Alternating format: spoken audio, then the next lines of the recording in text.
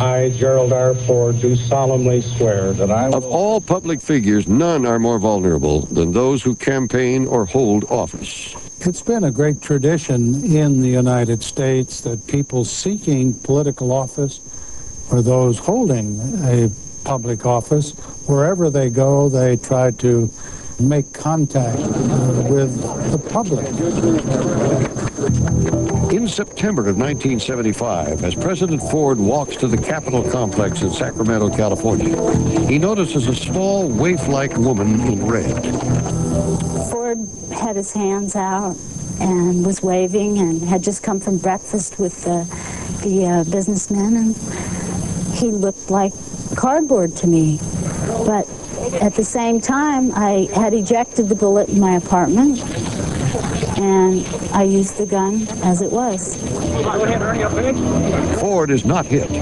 A flying wedge of Secret Service agents push him out of target range. Within seconds, other agents grab Lynette Squeaky Fromm, 27-year-old follower of mass murderer Charles Manson. She is yelling, "This man is not your president." I'm not saying I tried to take a shot. How do you take a shot without a shell in the chamber? But was the whole thing an attempt to attract attention? I got 2 feet from him. I could have shot twice had I put the bullet in there. 2.5 weeks later, President Ford is in San Francisco. As he leaves the St. Francis Hotel and walks toward his waiting limousine, a shot explodes from across the street.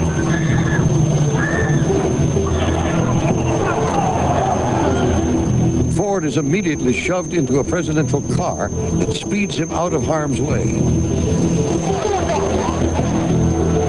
Police twist a .38 caliber revolver from the grasp of a middle-aged, middle-class-looking woman, a face in the crowd. She is Sarah Jane Moore, 5 times married certified public accountant. I knew that that's the only shot I would have was a headshot. He came out, looked right at me, and after I fired the shot, he stopped cold, and I did have time for a second shot. Historians believe she was trying to demonstrate her loyalty to such elements of the radical community as the Symbionese Liberation Army, which Patricia Hearst had once joined after being kidnapped by them. He was a particularly good target if you were aiming at the office. And of course, it was a particularly apt target also in that this was no one had elected him president. Ford refuses to be cowed.